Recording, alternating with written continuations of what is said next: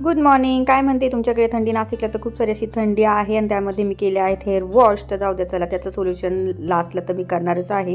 त्यानंतर आता मस्त बॉडी लोशन पूर्ण बॉडीला लावून घेते आहे, कारण की खूप वृक्ष त्वचा होऊन जाते आणि छानशी अशी तयार होत आहे. कारण किचनमध्ये जाण्याआधी मला तयार व्हायला खूप आवडतं, कारण दिवसभर पॉझिटिव्ह एनर्जी असते आपल्यामध्ये.